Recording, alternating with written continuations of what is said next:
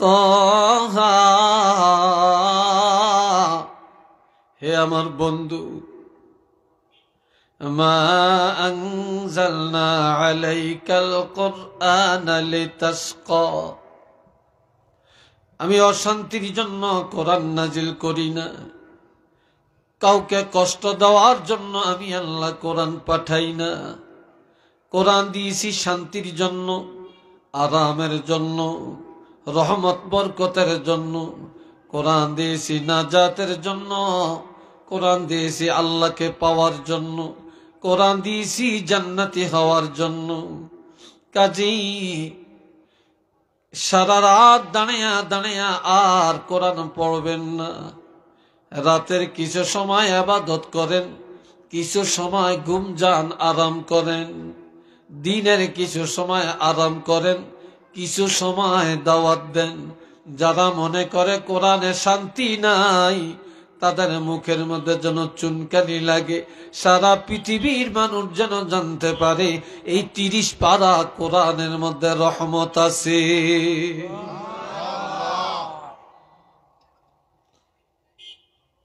তবে ওইখান কিছু মানুষ হিসমিসে রয়েছে, কিছু এমনি চেয়ে থাকে।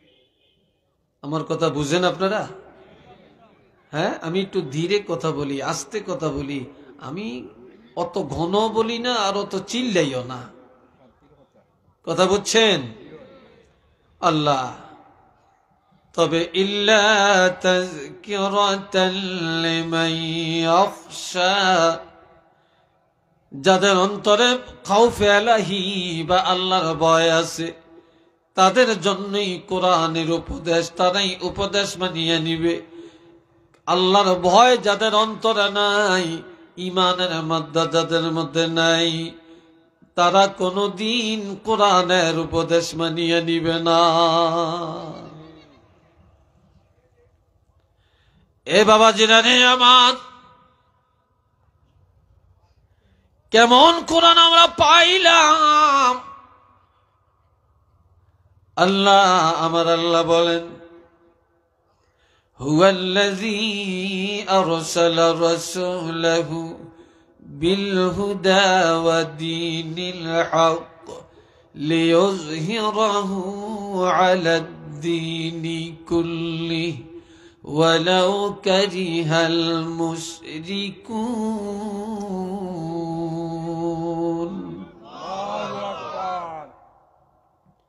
তিনি আল্লাহ, যিনি তার রাসূলকে পাঠালেন বিল হুদা, কোরআন সহ। কি সহ? আমাদের নবী যেদিন দুনিয়াতে আসছেন, খালি হাতে আসেন না, নবী কোরআন নিয়ে আসছেন। চিল্লিয়ে বলেন, কি নিয়ে আসছেন? এই ছাত্ররা, মাদ্রাসার ছাত্ররা, তোমরা এক জায়গায় থাকবা, হাঁটাহাঁটি করো না, হাঁটাহাঁটি করো না। আর মোবাইল দিন একটু সাইলেন্ট করে রাখেন। জীবনে কত মোবাইল আসছে, কত রিসিভ করছেন। মোবাইল আসলেই কানো দরিয়া দৌড় দেয়, খারাপ দেখা যায়। আমারটা তো আমি সাইলেন্ট করে রাখছি। এটা তো একটা বিশৃঙ্খলা হয়। এ বন্ধুরা রে আমার, কেমন কোরআন আমরা পাইলাম। আপনাদের এই লালাবাজার থেকে এই রাস্তা দিয়া বালকির রাস্তায় কত মেম্বার যায়, চেয়ারম্যান যায়, এমপি যায়, মন্ত্রী যায়, নেতা যায়, ওসি যায়, দারোগা যায়, এসপি যায়, ডিসি যায়, কত শিল্পপতি, কোটিপতি, লন্ডনী, আমেরিকান পার্টি যায়। কিন্তু এমন কথা কেউ বলতে পারবে না, এতগুলো ধনবান, বিত্তবান, এত নেতা, এত শিক্ষিত, এত সুধী রাস্তা দিয়ে যাওয়ার কারণে এই বালকি গ্রামের কবরের আযাব মাফ হইয়া গেছে। কেউ বলতে পারবে? কথা কয় না, পারবে? কিন্তু আমার নবী বলেছেন, ক্বালা রাসূলুল্লাহি সাল্লাল্লাহু আলাইহি ওয়াসাল্লাম, ইন্নাল আলিমা আও মুতাআল্লিমা ইযা মাররা আলা ক্বরিয়াতিন ইউরফাউ আনহু আযাবুল কবরি 40 ইয়াওমা। কোন এলাকায় একজন কোরআনের আলেম অথবা একজন হাফেজ কোরআন অথবা একজন তালিবুল ইলম যদি হাঁটিয়া যায়, ওই এলাকার কবরের আযাব আমার আল্লাহ 40 দিনের জন্য ক্ষমা করে দেয়।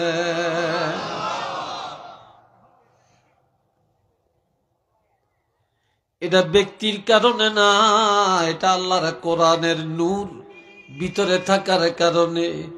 আল্লাহ পাক এত মর্যাদা দিয়েছেন, একটু চিল্লিয়ে বলুন সুবহানাল্লাহ।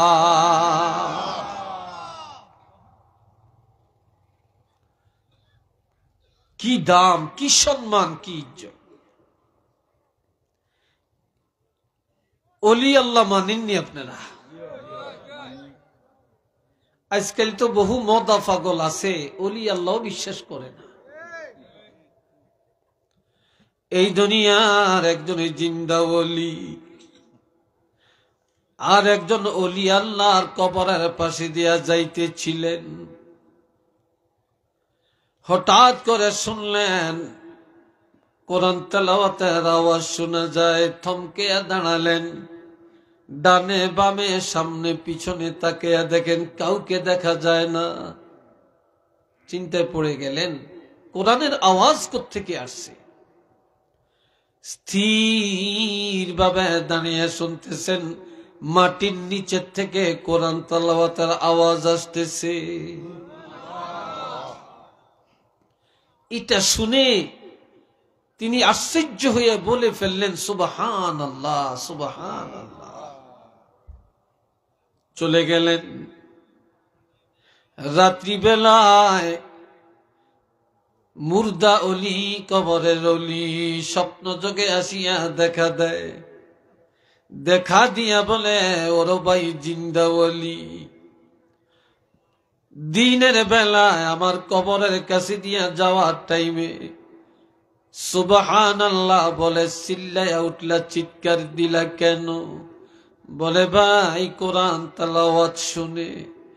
বলে ও জিন্দাওয়ালি, আমি কবরে যাওয়ার পরে এই পর্যন্ত হাজার হাজার কোরআন খতম করেছি রুহানি ভাবে, তবে আমার সবগুলি কোরআন খতম তোমাকে দিয়ে দিলাম, তোমার সুবহানাল্লাহটা আমাকে দিয়ে দাও। বলে কেন?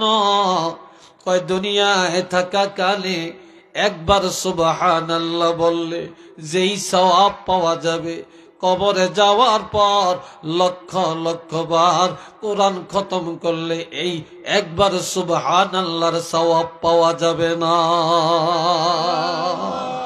এটা চিল্লিয়ে বলেন না মারহাবা।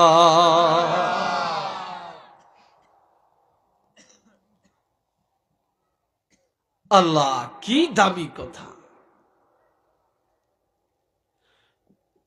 এই জন্য আমার নবী বলেছেন, قال رسول الله صلى الله عليه وسلم لا تجعلوا بيوتكم مقابر إن الشيطان ينفر من البيت الذي تقرأ فيه القرآن। এক জায়গা থেকে দুইজন তিনজন করে উঠেন, কি বিরক্ত লাগে উঠছে নাকি? হ্যাঁ, কষ্ট পাইতেছেন আপনারা? এটা কেন?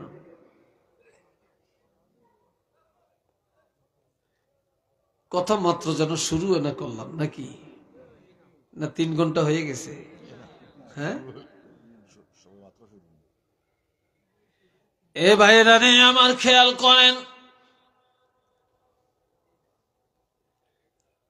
আমার নবী বলেছেন, ও মুসলমানেরা, তোমাদের ঘর কবর বানাইও না,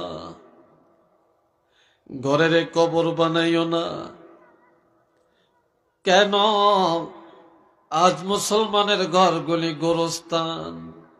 গোরস্থানে যায় সালাম দিলে জবাব পাবেন না, গোরস্থানে গেলে কোরআন তেলাওয়াতের আওয়াজ পাবেন না, কবরের মধ্যে জিকির নাই, কবরের মধ্যে দুরুদ নাই, কবরের মধ্যে কোনো ইবাদত নাই। আসেনি কোনো ইবাদত? কথা কন নাই। যেই ঘরের মধ্যে ইবাদত নাই, যে ঘরে কোরআন তেলাওয়াত নাই, এটা কবর। ঠিক নেই? নবী বলেছেন ঘরগুলা কবর বানাইও না রে, তোমাদের ঘর ইবাদত খানা বানিয়ে দাও, জিকিরের কারখানা বানিয়ে দাও। আর যেই ঘরে প্রতিদিন কোরআন তেলাওয়াত হবে, ওই ঘরে থেকে শয়তান দূর হয়ে যাবে, আযাব গজব হিংসা দূর হয়ে যাবে। নবী আরো বলেছেন ইন্নাশ শাইতানা ইয়ানফিরু মিনাল বাইতিল্লাযী তাকরাউ ফীহি সূরাতুল বাকারা, যে ঘরে প্রতিদিন সূরা বাকারা তেলাওয়াত করা হয়, ওই ঘরের থেকে শয়তান দূর হয়ে যায়, ওই ঘর আল্লাহর রহমতে পরিপূর্ণ হয়ে যায়। আরেক হাদিসে বলছেন ইন্নাশ শাইতানা ইয়ানফিরু মিনাল বাইতিল্লাযী তাকরাউ ফীহি সূরাতুল ইয়াসিন, যে ঘরে সূরা ইয়াসিন তেলাওয়াত হয়, শয়তান দূর হয়ে যায়, ৮০,০০০ রহমতের ফেরেশতা এসে যায়। একটু চিল্লিয়ে বলেন আল্লাহু আকবার।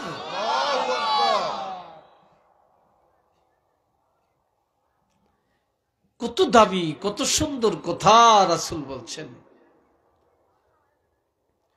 এ ভাইরানে আমার, তবে আজ মুসলমানের ঘর কবরের হার মানাইছে। ঠিক নেই? কবরের মধ্যে ডিশ লাইন নাই, আমাদের ঘরে আছে। ফেসবুক নাই, আমাদের কাছে আছে, পকেটে পকেটে আছে। আসেনি? কবরের মধ্যে নাটক নাই, আমাদের ঘরে আছে। টেলিভিশন নাই, আমাদের ঘরে আছে। আসেনিও? হ্যাঁ, আমাদের ঘরের মধ্যে আছে।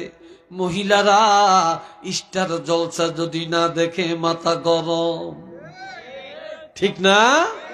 মাথা গরম। যুবক যুবতীরা ফেসবুকের মধ্যে না ঢুকলে মাথা গরম। বাবা ভালো একটা মোবাইল না দিলে ছোট ছোট বাচ্চারা খানা খায় না। মা মোবাইলটা চালু দিয়া দেয়, একদিকে বাচ্চারা মোবাইল দেখে খেলা দেখে, আর একদিকে মা বাচ্চারা মুখে খানা ঢুকাইয়া দেয়। কথা ঠিক না?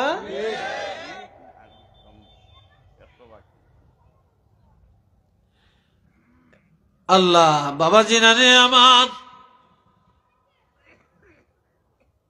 একটা মহিলা ইমাম গাজ্জালি আল্লাহর ওলি, তিনি মরুভূমির জমিনে দিয়া হাঁটেন। হাঁটতে হাঁটতে হাঁটতে হাঁটতে আসরের নামাজের সময় হয়ে গেল। ওযু করবেন, নামাজ আদায় করবেন, পানি নাই। কি নাই? কথা কয় না। কিরে জয়নারা কি ঘুম যাস নাকি? এই জয়নারা কই গেছ তোরা? জোরে বলেন কি নাই? মাশাআল্লাহ, এই না দেখা যায় জোয়ান আছে। বুড়া কয়জন? ১০-১২ জন হইব, নাহলে ২০ জন হইব। আর সব তো যুবক। যুবকরা লাগে যেন একটা আত্মরা হয়ে গেছে, লাগে যেন এই মনে হয় যেন এই জানুয়ারি মাসে ভাতই খায় না। কি কোন আপনারা? একটু জোরে সরে একটা আওয়াজ দেন, নারায়ে তাকবীর, নারায়ে রিসালাত, আল কোরআনের আলো, আল হাদিসের আলো, বালকি হাফিজিয়া মাদ্রাসা। সবাই বলেন মাশা আল্লাহ। রাগ করছেন? আল্লাহ খুশি না বেজার? খুশি। ইমাম গাজ্জালি মরুভূমি দিয়ে হাঁটতেছে, তো ওযুর পানি নাই, ওযু করতে পারেন না, আসরের নামাজটাও আদায় করতে পারতেছেন না। এমন সময় ঘরের ভিতর থেকে একটা যুবতী মেয়ে দেখে হুজুর কি যেন তালাশ করতেছে, দেখতেছে। আড়ালে তাকিয়া বলে, হুজুর কি চান? হুজুর কি চান আপনি? আল্লাহর ওলি বলে, মা পানি চাই, আমি ওযু করব গো মা, নামাজ আদায় করব। মেয়েটা বলে, হুজুর দেখেন আমাদের বাড়ির পূর্ব দিকে একটা পুষ্কুনির মধ্যে পানি আছে কিনা দেখেন। আসলে পুকুরের মধ্যে পানি নাই, মেয়েটাও জানে। এরপরও বললেন, দেখেন পানি আছে কিনা। আল্লাহর ওলি দৌড়াইয়া গেলেন, যে দেখে পানি নেই। কি নাই? পানি নাই, পানি নাই। এসে বলে, মা তুমি বললা চাইতাম পানি আসেনি, তালাশ করে দেখলাম গো মা, পানি তো নাই। কি নাই? পানি নাই, পানি নাই। মেয়েটা বলে, নে আল্লাহর ওলি পানি পাবেন, আপনি যেখানে আছেন এখানে দাঁড়ান। মেয়েটা দৌড়াইয়া যায় শুকনো পুষ্কনির মধ্যে একটু থুতু ফেললেন। কি ফেলছেন? থুতু ফেলাইছেন। থুতু নিক্ষেপ করার সাথে সাথে শুকনা পুষ্কনির তলা দিয়া পানির জোয়ার এসে যায়। মুহূর্তের মধ্যে পুরা পুষ্কুনি পানি ভরপুর হয়ে যায়। আল্লাহর ওলি দৌড়াইয়া যায় ওই পানি দিয়ে ওযু করেন, ওই দিনের আসরের নামাজ আদায় করে।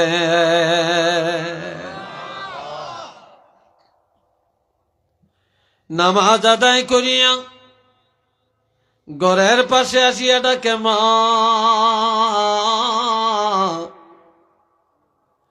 তুমি একটু বলো কি আমল করো গো মা, তোমার থুতুর মধ্যে এত বরকত, এত বরকত, তুমি কি আমল করো একটু বলো। মেয়েটা বলে, হুজুর আমি তেমন কিছু করি না, তবে 5টা কাজ আমি কোনোদিন ছাড়ি না। কয়টা? চিল্লিয়ে বলেন কয়টা? বলতাম। সবাই একটু আজ্ঞান, একটু আজ্ঞান, লাগিয়া বসেন। বুদ্ধি জানেন না কা, ঘন হইয়া বসলে শীত কম লাগে। ঘন ঘন হইয়া বসেন, লাগিয়া বসেন, জুতা নিয়ে আগুয়ে যান। আজ্ঞান। আর একটু দরুদ পড়েন সাল্লাল্লাহ। এই সবাই আজ্ঞা পায় না, একজনও বসে থাকতে পারবেন না। আসেন সবাই আজ্ঞান। সাল্লাল্লাহু আলাইহি ওয়াসাল্লাম, সাল্লাল্লাহু মুহাম্মদ, সাল্লাল্লাহু আলাইহি সাল্লাল্লাহু আলা মুহাম্মদ। এই যে খালি জায়গাটা পুরো করেন আফগান। আলাইহি ওয়াসাল্লাম, সাল্লাল্লাহু মুহাম্মদ।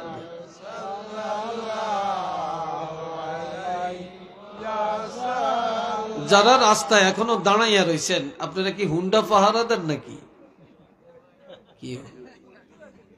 কিটা কি পাহারা দেন কি দাঁড়িয়ে দাঁড়িয়ে? হ্যাঁ, গাড়ি আছে, গাড়ি তো অনেকগুলি আছে, একজন থাকলেই তো সারে। এত মানুষ রাস্তায় কেন? আল্লাহ শুনেন না, কষ্ট হয় আপনাদের? বিরক্ত লাগছে আপনাদের? কথা কিছু চলবনি না আমি সংক্ষেপ করিয়া দিতাম? হ্যাঁ চলবো। কতক্ষণ চলবো? সারা রাত যেন আমার 12টা বাজে। আপনাকে সারে আমার যেন 12টা বাজে নাকি? আল্লাহ কইরে তুই এরম লড়স, আরাম আমার এরম মারসকা, তুই এত লড়সকা। কি তুই এত লড়সকা? আমার অবস্থা এই হয়েছে। আল্লাহ এ বাবা জিরারে আমার মেয়েটা বলে, হুজুর 5টা কাজ আমি ছাড়ি না। কয়টা? 5টা কাজ। কি?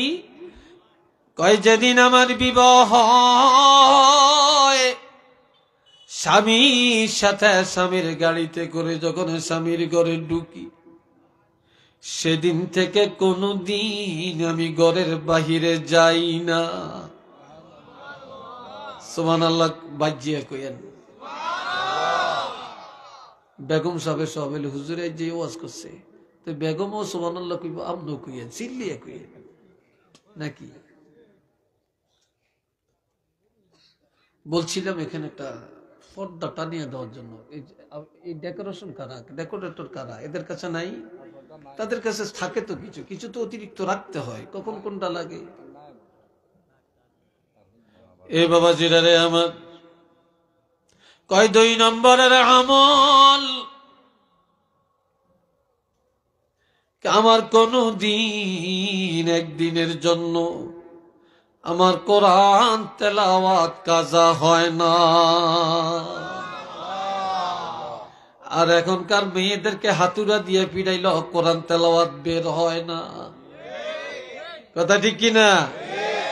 12 বাংলার খবর সব জানে, কিন্তু কোরআন শরীফের কাছে গেলে মাথা গরম। আবার অনেক মায়েরা অনেক ভালো আছে, অনেক ভালো আছে, এরা কোরআন পড়ে, নামাজ পড়ে, ঠিক নেই? তবে বালার ভ্যালু নেই। বালার কি নাই? ভ্যালু নেই। বালারে কেউ দেখতে পারে না, দাম নাই। আমার 2 নম্বরের আমল, 1 ওয়াক্ত নামাজ আমার কাজা হয় না। 4 নম্বরের আমল, আমি কোনদিন আমার স্বামীর অন্তরে ব্যথা দেই না। 5 নম্বরের আমল, আমি আমার স্বামীর সংসারের কাজ করি হাতে, আর আমার জবানে সারাক্ষণ আল্লাহর হাবিবের উপরে দুরূদ শরীফ তেলাওয়াত করি, যার কারণে আল্লাহ পাক আমার থুতুর মধ্যে বরকতটা দিয়েছেন। আওয়াজ দিয়া বলেন না সুবহানাল্লাহ।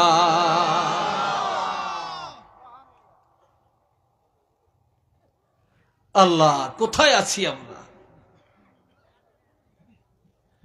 বাবাজিরা, এটা কেমন কোরআন আমরা পাইছি রে। ওয়া নুনাজ্জিলু মিনাল কুরআনি মা হুয়া শিফাউন ওয়া রাহমাতুল লিল মুমিনিন। এত আস্তে কইছেন আল্লাহু আকবার। এ বাবাজি নানে আমার, এই কোরআন শুধু তাকে ফেলে রাখার জন্য আল্লাহ দেন না, শুধু পানি পড়া খাবার জন্য আল্লাহ দেন না, শুধু তাবিজ বানিয়ে গলায় দেওয়ার জন্য কোরআন দেয় না। আমার আল্লাহ বলেন, কোরআন দিয়েছি আমি ঔষধ, কোরআন দিয়েছি মুমিনের জন্য রহমত। কোরআনের উপরে কোনো রহমত নাই, কোরআনের উপরে কোনো মেডিসিন নাই।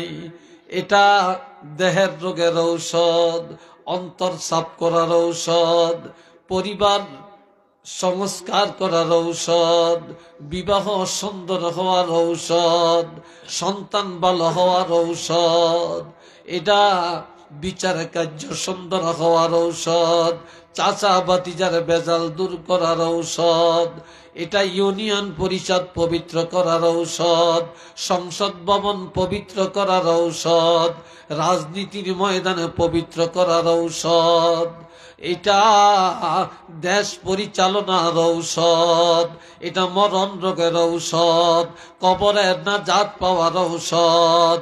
এই কোরআন জান্নাতে নিয়ে যাওয়ার ঔষধ। একটু চিল্লিয়ে বলেন না সুবহানাল্লাহ।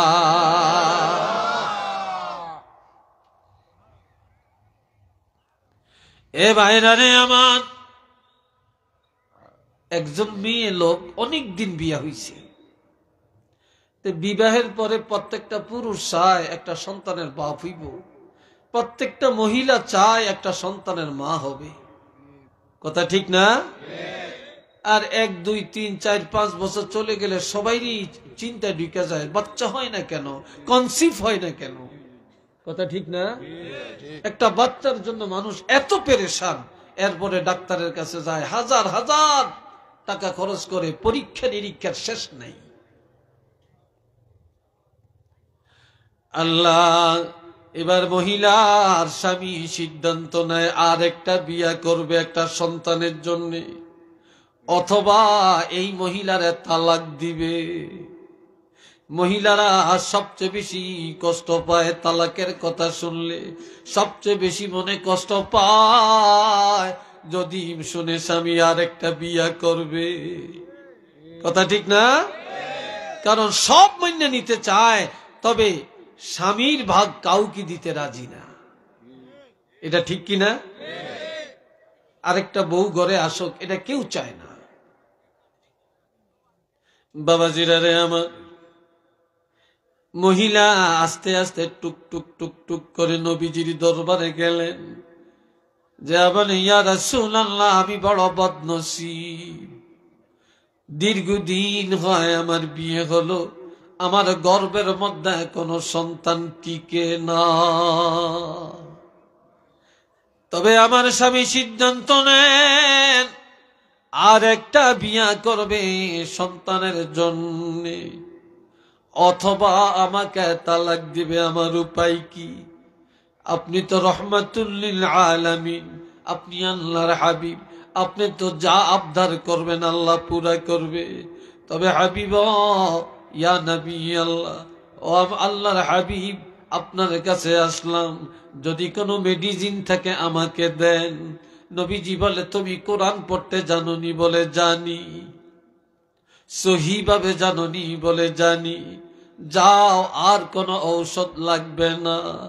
তুমি প্রতিদিন রাত্রিবেলায় ঘুমের ঘরে যাওয়ার আগে খাওয়া দাওয়া সারিয়া নামাজ আদায় করিয়া এরপরে ওযু করিয়া আল্লাহর কোরআনের সূরা মারিয়াম একবার তেলাওয়াত করবা।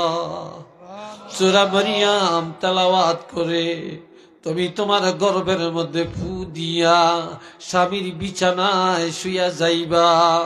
এই সূরা মারিয়ামের বরকতে আল্লাহ পাক তোমার গর্ভের মধ্যে সুসন্তান পাঠায়া দিবে। একটু জোরে কন্যা আল্লাহু আকবার। মহিলা আমল করতেছে। কি করতেছে? নবী আমল দিয়া দিচ্ছেন, আমল করতেছে। গর্ভে বাচ্চা আসলে পুরুষরা বলতে পারে না, কিন্তু মহিলারা বুঝতে পারে, ঠিক না? তখন সে বুঝতে পারছে তার গর্ভে সন্তান আসছে। নবীজির কাছে যায় দোয়া চাইলেন, ইয়া রাসূলুল্লাহ, আমার গর্ভের সন্তান আল্লাহ যেন হেফাজত করে। সন্তান ভূমিষ্ঠ হয়ে গেল। এই সন্তানের কোলে করিয়া রাসূলে পাকের দরবারে আসেন। নবী গো, এই যে আমার কলিজার টুকরা সন্তান, আপনার কাছে দোয়া চাই, আমার এই সন্তানের কামাই খাওয়ার আশা নাই। দোয়া করে আল্লাহ পাক যেন কিয়ামত পর্যন্ত আমার এই সন্তানের দ্বারা আল্লাহর কোরআনের খেদমত আল্লাহ কবুল করে নেন। নবীজি দোয়া করলেন, যাও, তোমার সন্তানের দ্বারা আল্লাহ কোরআনের খেদমত কবুল করবে। এই মহিলার এই সন্তান এমন সন্তান রে ভাই, যে এই সন্তানের নসল থেকে হাজার হাজার নয় লক্ষ লক্ষ উলামায়ে কেরাম, মুহাদ্দিসিনে কেরাম আল্লাহ পাঠালেন। এমন কি হযরত শাহজালাল আল্লাহর ওলি এই সিলেটের জমিনে 360 উনি আল্লাহর বাদশাহ হইয়া শুইয়া রইলেন। তিনিও ওই মহিলার ওই সন্তানের বংশ থেকে আল্লাহ তাকে বাংলাদেশে ওলি আল্লাহ করে পাঠাইয়া দিলেন।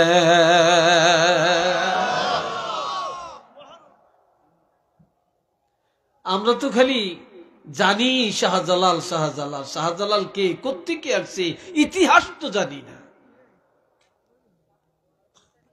আল্লাহ, কষ্ট হইতেছে আপনাদের? বিরক্ত লাগে উঠছে মনে হয় না? মাশাআল্লাহ, আরো 2-4-10 মিনিট কথা বলবো। রাজি আছেন? চিল্লিয়া বলেন রাজি আছেন? রাজি নাই কারা একটু হাত তোলেন। এইবারে না দেখা যায় খুব চেতনা মাগো। সবাই একটু মোহাব্বতে পড়েন আল্লাহুম্মা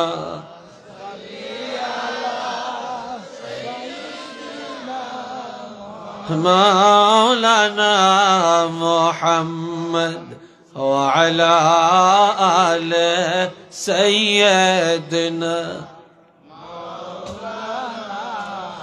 আরো জোরে আল্লাহুম্মা সাল্লি আলা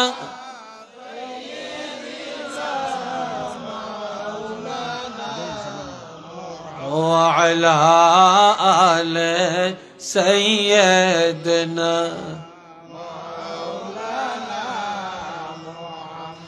এ জগতে নবীজির জন্য যাদের মায়া লাগে না, রোজ হাসরে তারা সবাই নবীজির শাফাআত পাবে না। আল্লাহ সাল্লি আলা মাওলানা মুহাম্মদ ওয়া আলা আলি সাইয়্যিদিনা।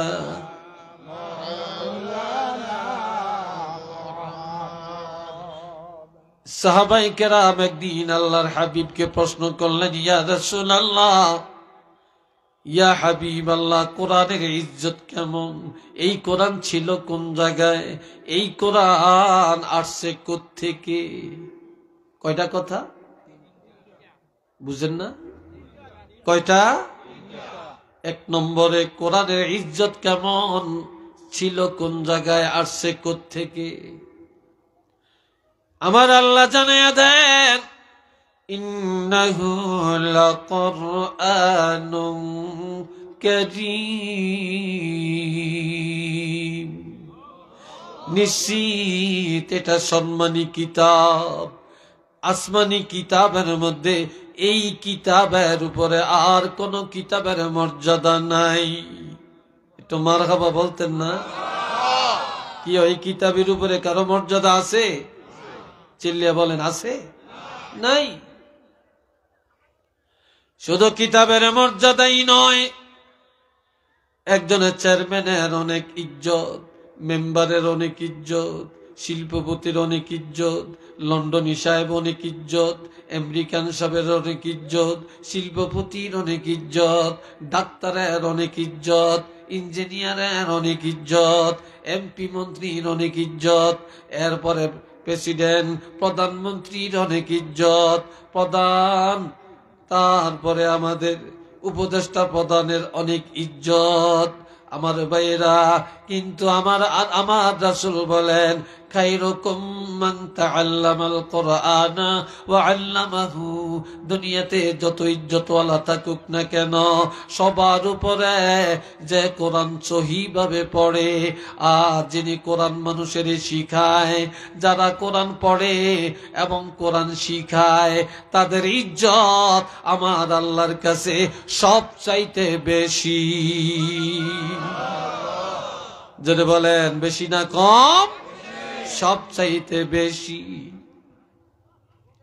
আল্লাহ, প্রেসিডেন্ট মারা গেলে প্রধানমন্ত্রী নিয়ে জানাজার ইমামতি করে, কে করবে? কথা কম। ইমাম সাহেব মানে কি? আলেম। কথা ঠিক না? আলেম। তাইলে হাফেজ সাহেব, আলেম সাহেব, ইমাম সাহেব এরা জানাজা পড়বে। তাহলে আল্লাহ প্রমাণ করে দিলেন, প্রেসিডেন্টের চাইতে আলেমের দাম বেশি। একটু মারহাবা কন। 2 নম্বরে কিতাবটা ছিল কোথায়? আল্লাহ জানিয়ে দেন, ফি কিতাবিম মাকনুন। এই কিতাব লৌহে মাহফুজে গোপন ভান্ডারে সংরক্ষণ করা কিতাব। এটা গোপন ভান্ডারের কিতাব, ঠিক নেই? এই কিতাবের মর্যাদা সম্পর্কে আল্লাহ আরো জানিয়ে দেন, লা ইয়ামাসসুহু ইল্লাল মুতাহহারুন। এটা এমন কিতাব, যেই কিতাব ওযু ছাড়া, পবিত্রতা ছাড়া ধরা যায় না। এই কিতাব পবিত্রতা ছাড়া ধরা যায় না। এটা আসছে কোত্থেকে? আল্লাহ জানিয়ে দেন, তানজিলুম মির রাব্বিল আলামিন। এটা এমন কিতাব, এটা কোনো পানি দিয়া ভেসে আসে না, বাতাসের সাথে আসে না, গাছের থেকে নামে না, পাহাড়ের থেকে আসে না, মাটির থেকে উঠে না। এই কিতাব বিশ্ব জগতের প্রতিপালক আল্লাহ রাব্বুল আলামিনের পক্ষ থেকে আসছে। আল্লাহ বান্দার কাছে কিতাব পাঠাইছেন। একটু চিল্লিয়ে বলেন না সুবহানাল্লাহ।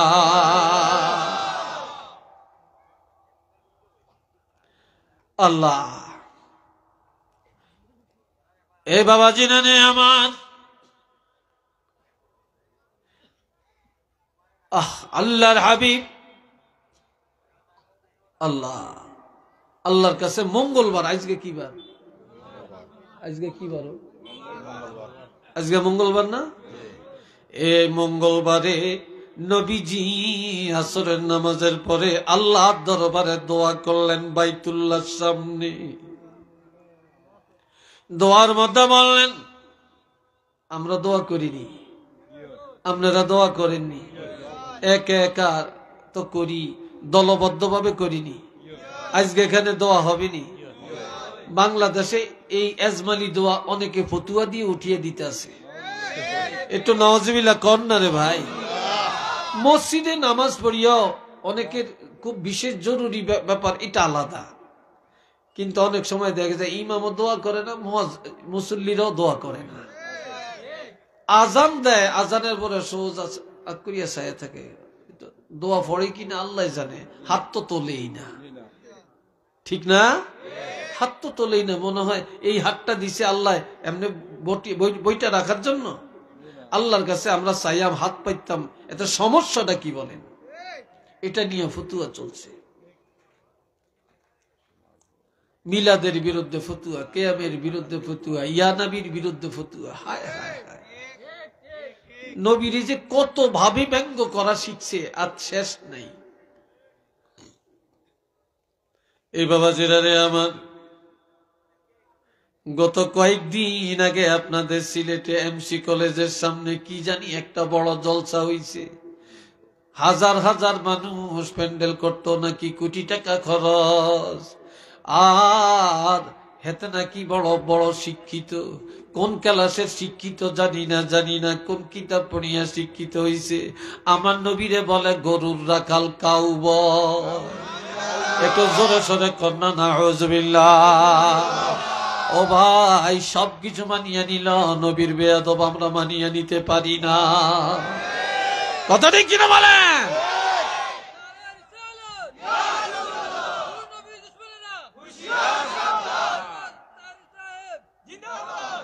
আল্লাহ আমার ভাইরা রে, এখন নবী দোয়া করলেন কোন টাইমে মনে নাই?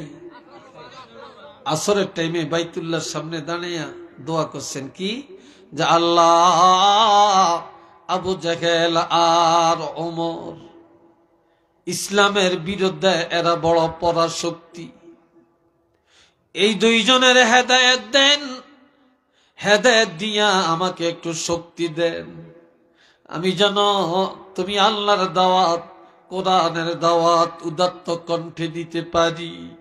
আল্লাহ দুইজনের ভাগ্যে যদি নাও থাকে, দুইজনের একজনকে হলে তুমি হেদায়েত দিয়া আমি রাসূলুল্লাহর সহযোগী বানায়া দাও।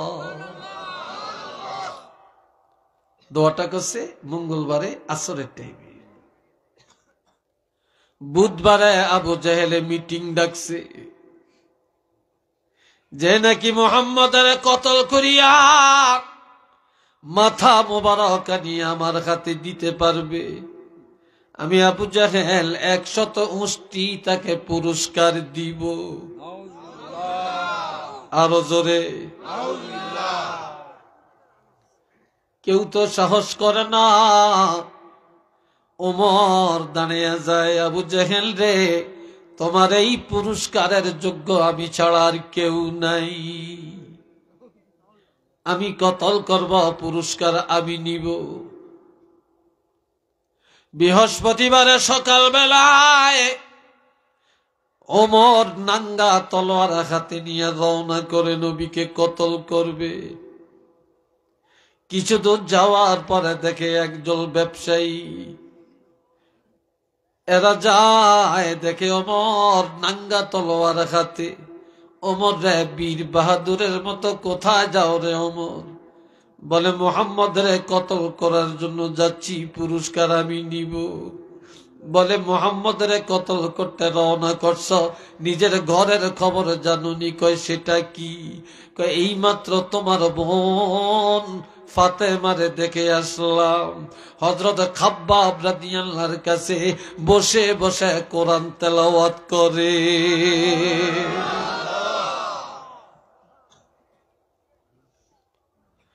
তোমার ঘরের খবরই তো তোমার নাই। তোমার বোনই তো নবীরে মাইনা নিছে, নবীর উপর যেই কোরআন নাজিল হইছে এই কোরআন পড়তে আছে, হযরত খাব্বাব রাদিয়াল্লাহু পড়াইতে আছে, তোমার এই খবর নাই, তুমি এসে নবীরে কতল করতে যাইবা। ওমরের মন ঘুরে গেল। এবার বোনের বাড়িতে দৌড়ায় তলোয়ার নিয়া, যায়া দেখে বোন আল্লাহর কোরআন পড়ে, আল্লাহর কোরআন পড়ে, আর হযরত খাব্বাব রাদিয়াল্লাহু কোরআন পড়াইতে আছে। যায়া বোনের মারে, মারতে মারতে বোনকে রক্তাক্ত করে ফেলে। ভগ্নিপতিকে দুনিয়া মারে, মারতে মারতে রক্তাক্ত বা আড়ামরা করে ফেলে। এইবার জোর করিয়া ভগ্নিপতিরে জমিনে শোয়া বুকের উপরে দাঁড়াইয়া চাপা দিয়া মেরে ফেলবে। জীবনে আর বাঁচে আর রাখবে না রে। কি জন্য ঈমান আনছে, কি জন্য কোরআন পড়ে। বোন রক্তাক্ত শরীর নিয়া কানতে কানতে ভাইয়ের কাছে যা বলে, ভাই রে তুমি ভাই, আমি বোন, তুমি আমাকে মারছ, আমি মনে মেনে নিলাম, তবে আমার স্বামীকে জীবনে মেরে ফেলিও না, আমাকে বিধবা স্বামী হারা বানাইও না। এই কথা বলার সাথে সাথে আমার বোনকে ধরে একটা ধাক্কা মারে। ধাক্কা খায়া ওমরের বোন ফাতেমা কাত হইয়া মক্কার জমিনে পড়ে যায়, আর চিৎকার করে একটা ডাক দেয়, আল্লাহ আল্লাহ বলে। চিৎকার করে ডাক দেওয়ার সাথে সাথে ওমরের নজরটা আল্লাহর কোরআনের দিকে চলে যায়। আল্লাহ বলে, বোন এটা কি? কেঁদে কেঁদে বলে, বাইরে এই কোরআনের জন্যই তো রক্তাক্ত হলাম, মাইর খাইলাম, এই কোরআনের জন্যই তো তুমি এত দুশ্মনী করলা। বলে, বোন এটা কেমন কোরআন, একটু আমার কাছে দাও, আমি পড়ি। কয় না, তোমার কাছে দিব না। বলে, কেন দিবা না? আল্লাহ বলছেন, লা ইয়ামাসসুহু ইল্লাল মুতাহহারুন, এই কোরআন পবিত্রতা ছাড়া ধরা যায় না। তুমি এখনো নাপাক, তুমি কাফের, তুমি বেঈমান, এখনো কলমা পড়ো না, এখনো তুমি নাপাক, তোমার হাতে কোরআন দেওয়া যায় না। তারপর আরব দেশের মানুষ আরবি জানে, দূরে দাঁড়াইয়া দূরের থেকে কোরআন পড়ে ফেলছে। একটু চিল্লিয়া বলেন না সুবহানাল্লাহ। এই কোরআন পড়ার পরে এবার অন্তরের মধ্যে রহমতের ঢেউ শুরু হয়ে যায়। এবার বোনকে বলে, বোন কি জন্য রে ভাই ডাক দিল? ও বোন, তোমার যেই কোরআনের জন্য মারলাম, যেই কোরআনের জন্য তোমার স্বামীরে মারলাম, রক্তাক্ত করে দিলাম, দুশ্মনী করলাম, এই কোরআন পড়ার পর আমার কলিজায় আগুন জ্বলে উঠছে। ও বোন, আমাকে ওই নবীর কাছে একটু নিয়ে যাও। কয় কি জন্য নবীরে কতল করবা? কয় না না না, যেই নবীকে কতল করার জন্য রওনা করেছিলাম, ওই নবীকে আমি ইমানের নজরে, মোহাব্বতের নজরে যদি একটাবার না দেখি, আমার কলিজায় আগুন ঠান্ডা হবে না। নারে তাকবীর, আল্লাহু আকবার, নারে রিসালাত, ইয়া রাসূলুল্লাহ, বাঁচাও মান বাঁচাও দেশ, ফিরদৌস আলার নির্দেশ, নারে তাকবীর। এ ভাইরা রে আমার, আমার আল্লাহ বলেন ওয়া ইযা তুলিয়াত আলাইহিম আয়াতুহু যাদাতহুম ঈমানা। একটু চিল্লে বলেন আলহামদুলিল্লাহ। যখন এই মুমিনের কাছে কোরআন তেলাওয়াত হয় বা যখন এই কোরআন তেলাওয়াত করে, আল্লাহ বলেন ঈমান তাজা হয়, রহমতের ঢেউ শুরু হয়ে যায়, ঈমানের মহব্বত অন্তরে এসে যায়। একটু চিল্লে বলেন না সুবহানাল্লাহ। আল্লাহ আমার ভাইরা রে, এটা কেমন কোরআন! আর একটা কথা বলি, আজকে শেষ করতে চাই। কষ্ট হয়, কি বলেন? কষ্ট হয়? আসলে সত্যি কষ্ট হয় না? মাসে কি হইতে না, লাঠি ছোটা গুছিয়ে যায়, কই যায়? লাঠি শেষ, আরেকটা আছে। আমি তো ডরাইছিলাম কি লাঠি গুছিয়ে কিনলে আমি আবার ফিটা ফুটা